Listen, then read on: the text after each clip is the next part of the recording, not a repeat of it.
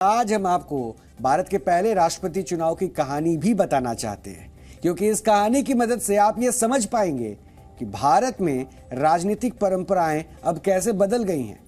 ये बात तो आप सब जानते हैं कि डॉक्टर राजेंद्र प्रसाद भारत के पहले राष्ट्रपति थे, लेकिन क्या आपको पता है कि देश के पहले प्रधानमंत्री जवाहरलाल नेहरू डॉक्टर राजेंद्र प्रसाद को राष्ट्रपति बनाने के खिलाफ थे। असल में जवाहरलाल नेहरू पश्चिमी देशों से काफी प्रभावित थे और वो खुद को एक लिबरल यानी कि उदारवादी नेता के रूप में देखते थे, जबकि डॉक्टर राजेंद्र प्रसाद की छवि एक हिंदू नेता की थी। उन्होंने बाद में हिंदू कोड बिल और सोमनाथ मंदिर के पुनर्निर्माण के मुद्दे पर जवाहरलाल नेहरू का जबरदस्त विरोध भी किया था। नेहरू इस बात को अच्छी तरह जानते थे कि अगर डॉक्टर राजेंद्र प्रसाद देश के पहले राष्ट्रपति बन गए तो वो उनकी रबर स्टैंप कभी नहीं बनेंगे। इसलिए नेहरू ने तय किया कि वो सी राजगोपालाचारी को भारत का पहला राष्ट्रपति बनाएंगे, और इसके दो बड़े कारण थे।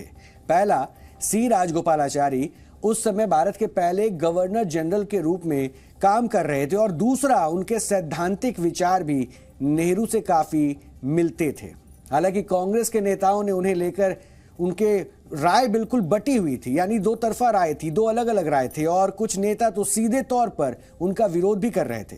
उनका कहना था कि सी राजगोपालाचारी ने ब्रिटिश हुकूमत के प्रति अपनी वफादारी दिखाने के लिए भारत छोड़ो आंदोलन को बीच में ही छोड़ दिया था, इसलिए उन्हें आजाद भारत का पहला राष्ट्रपति नहीं बनना चाहिए। लेकिन नेहरू इस बात पर अड़े हुए थे कि सी राजगोपालाचारी ही देश के पहले राष्ट्रपति बनने चाहिए, जबकि देश के पहले गृह मंत्री सरदार वल्लभ भाई पटेल डॉक्टर राजेंद्र प्रसाद को राष्ट्रपति बनाना चाहते थे। भारत के पूर्व इंटेलिजेंस ऑफिसर RNP सिंह ने एक पुस्तक लिखी है जिसका शीर्षक है नेहरू अ ट्रबल लेगेसी। इसमें बताया गया है कि नेहरू ने राष्ट्रपति चुनाव से पहले 10 सितंबर 1949 को डॉक्टर राजेंद्र प्रसाद को एक चिट्ठी लिखी थी। इसमें उन्होंने डॉक्टर राजेंद्र प्रसाद को यह कहा था कि नेहरू और सरदार पटेल के बीच बातचीत हो गई है और राष्ट्रपति पद के लिए सी राजगोपालाचारी का नाम तय हुआ है।